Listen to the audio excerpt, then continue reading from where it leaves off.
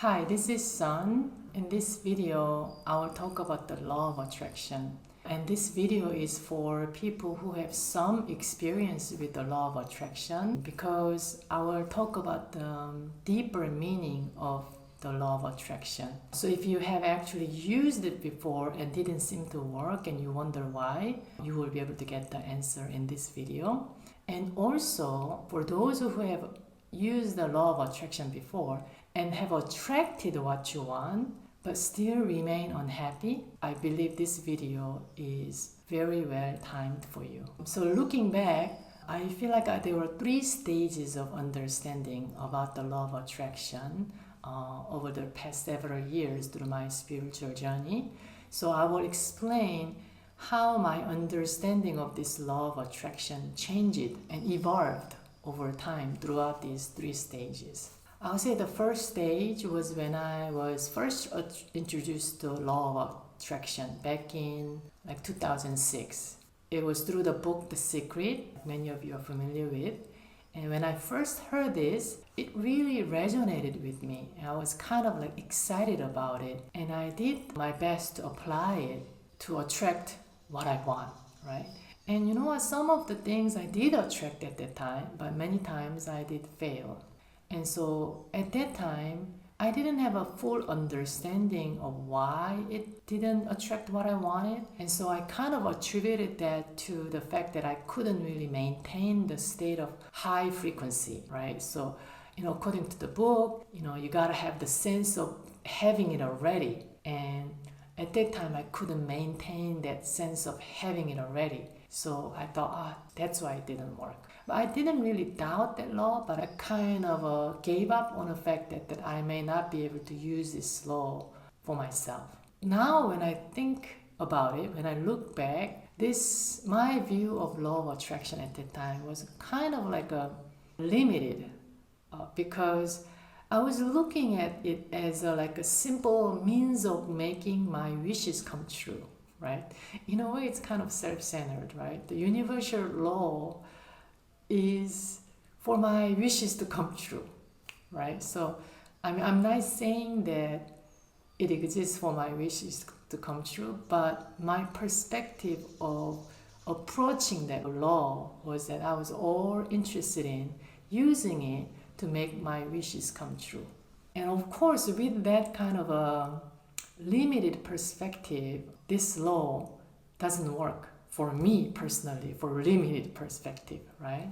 So later I realized that why it doesn't work when we see this law as just means of making my personal wishes come true. The reason why it doesn't work is this. Let me explain this way. Say someone just like me many years ago wants to become rich, right? And then they're thinking, I'm gonna apply the law of attraction. Then the very fact that I want to use the law of attraction to attract the abundance, that means that I'm not feeling abundance now. That my starting point is the opposite of what I want. So I think I don't have enough now in the present moment, so I want to attract more. That's the way that our mind works, right? But the irony to this is that the very fact that I'm starting from the place of lack is what trips us off. Because as you know, according to the law of attraction, you have to stay in the place of having it all. I'm already abundant. I have everything I need already. And when you can stay and sustain the state of frequency, high frequency, then you can attract. But the very fact that I actually want to use that law to attract what I want, deep down in our subconscious mind, I still believe that I don't have enough. So what ends up happening is that even if I'm saying, I'm having this affirmation that I'm rich, I have everything I need, I still deep down, I feel like I don't have enough. So, and then I'm resisting against the present moment. There is a resistance against being poor. If you don't actually believe that you're poor, Or if you don't even care that you are poor, you will not even resist that, right? If you don't have a concept of being poor, then there's nothing to resist. But the very fact that we are resisting against sensing, feeling poor shows that deep down, I believe that that's my state, that's my potential state, and that's also my current state. So I don't want to feel that way, right? So what you resist end up persisting. That's why during the stage 1 of limited perspective about the law of attraction, it didn't always work, and it actually end up working against me sometimes.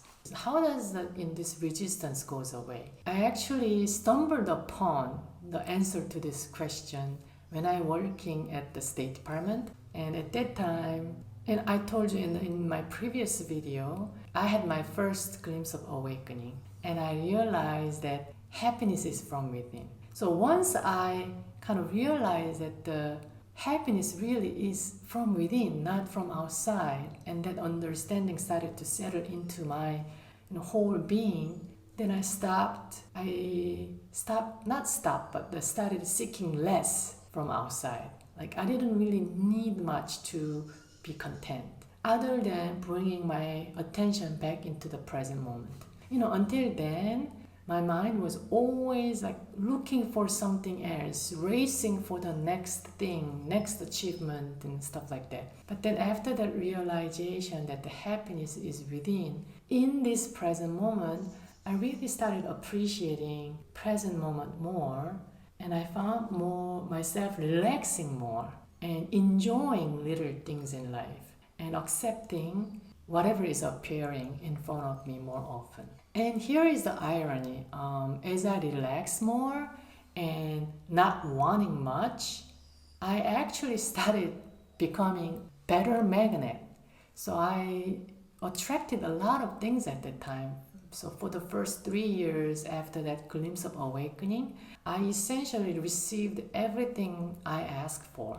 So at work, I had recently had a promotion at the time, and I attracted more creative work into my work environment.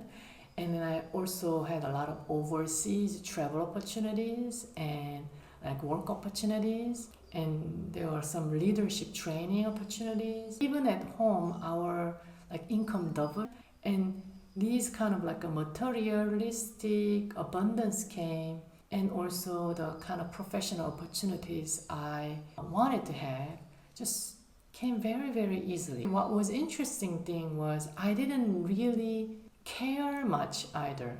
I didn't feel like I have to have those to be happy and feel abundant, but nevertheless, they came to me much more easily than before. I think what was happening was that as I was settling into this presence, this present moment awareness, I started sensing this abundance in everything around me, in appreciation for little things in life, like, little light reflecting off of my cup, or if I'm like taking a walk, the sound of bird always brought me back into presence. And whenever the sense of like aliveness in my body, it gave me a lot of joy. Little things I started to really appreciate more. I became more like mindful of the present moment, right? And so because I have this sense of ever-present abundance and peace and joy in daily life, I was becoming a better magnet. So through this experience, I really realized that the law of attraction, first of all, indeed work. And also, I realized that my internal state is what matters most. My law of attraction, some people call it law of mirroring.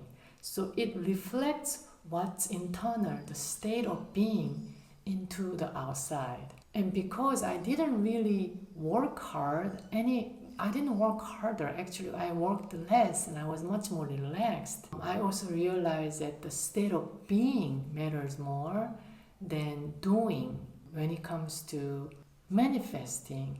And during this stage, what I wanted also started to change. So I less and less wanted some material things. I became minimalist in a sense. I didn't want things actually. Instead, I kind of wanted some more experiences and pleasant experiences like travel. And also I wanted some more free time so I can meditate. Was still looking for something.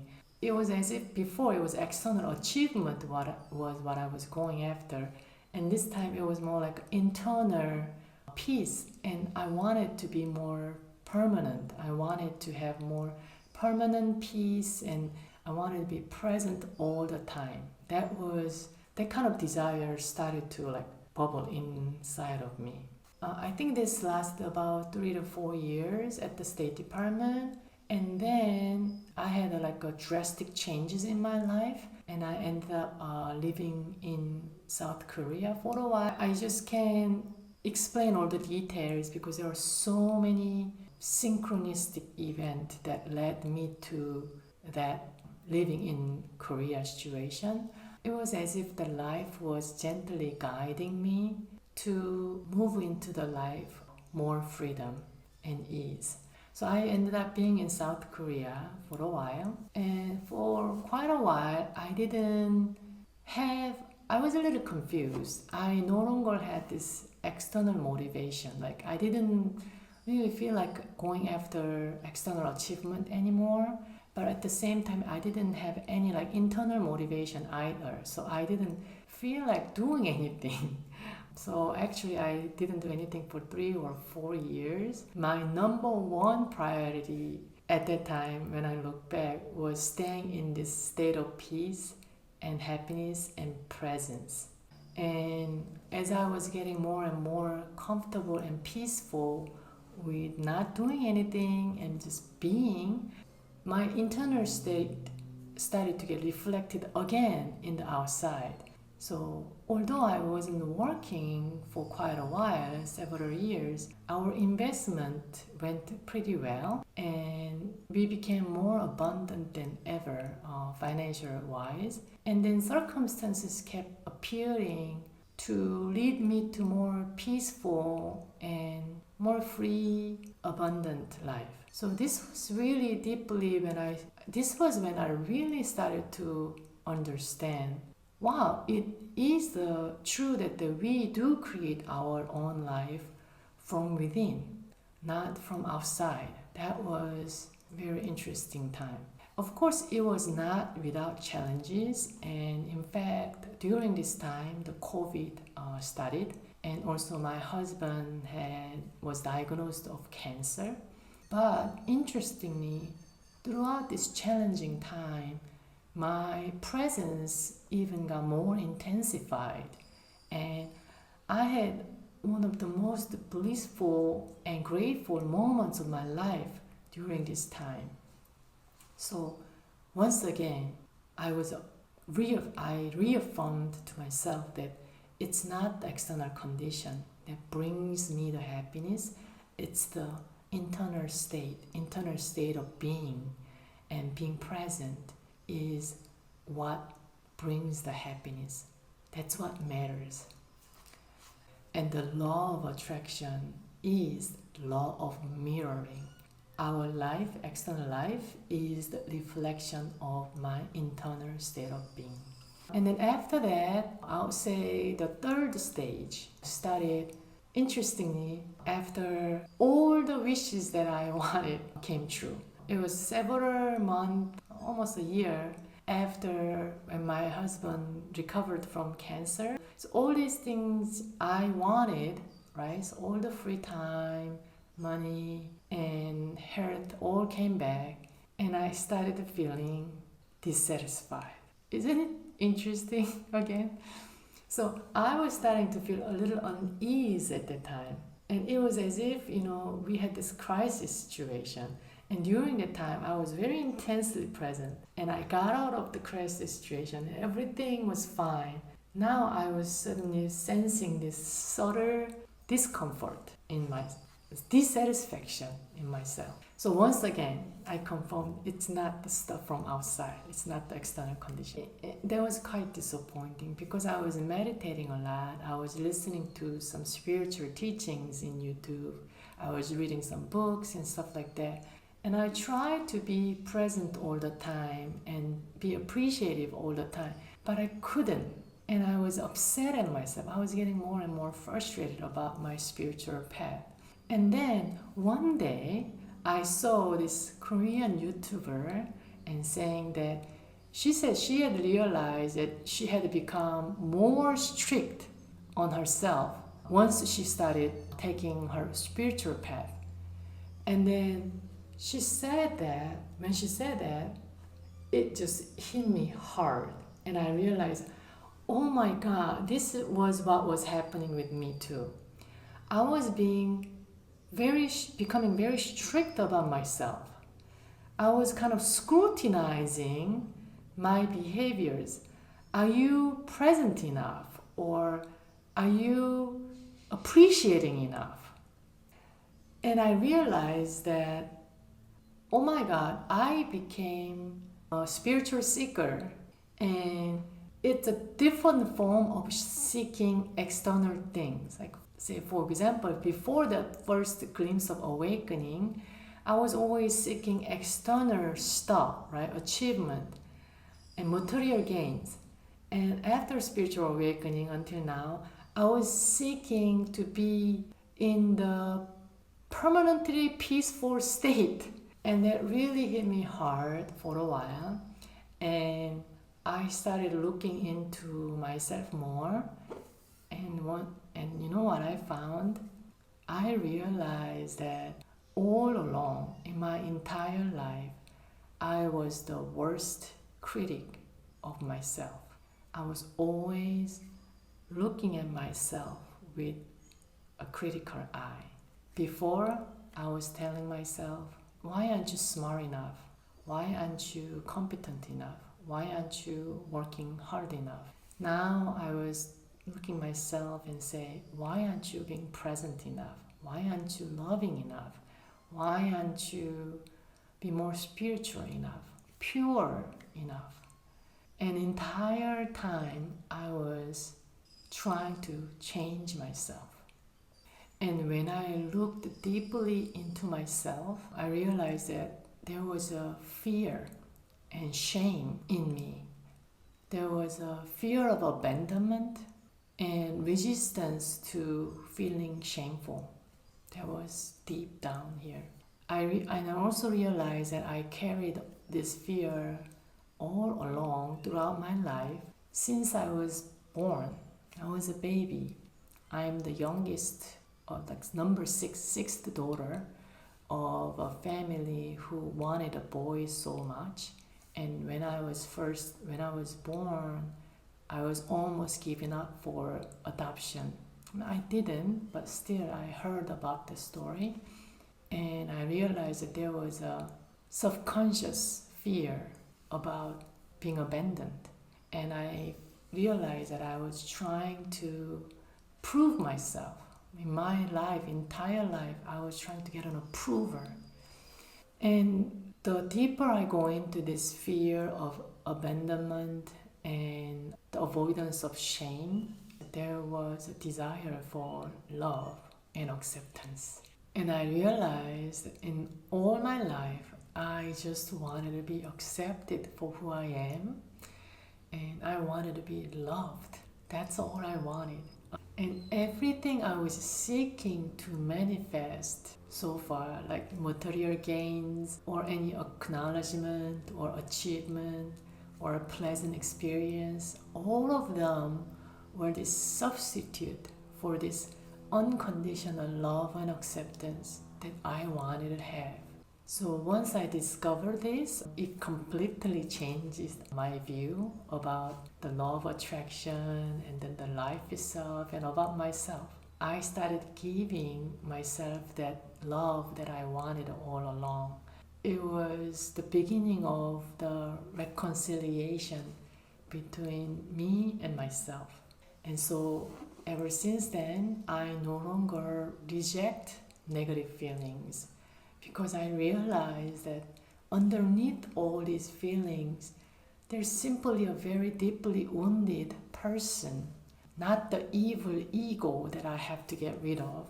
And I started to really embrace my pain and have a deep empathy for this person, this human being.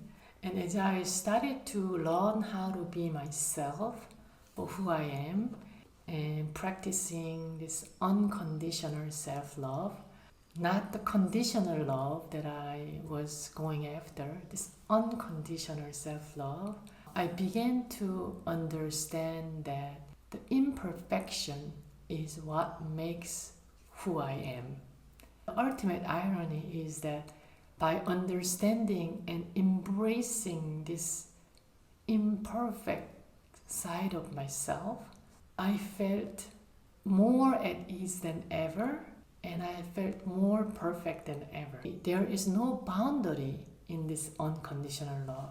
There's no boundary between you and me. Inside this unconditional love, we are all one. Just simply think about this way. If you can accept every single flaws and imperfection and darkest side of yourself, what else can't you accept? The whole world can be accepted and loved. And I realized that this unconditional love can start from here, from within. And love mirroring is going to reflect this love into the world once I begin my journey of unconditional self-love. And this is a way of universe loving itself, because we are part of this universe. By us accepting and loving ourselves, this universe loves itself unconditionally. And that is the secret of the secret. I hope you enjoyed this video, and if this video spoke to you, please stay tuned, because I will continue to talk about this topic in my next videos. Thank you very much, and see you again soon. Bye.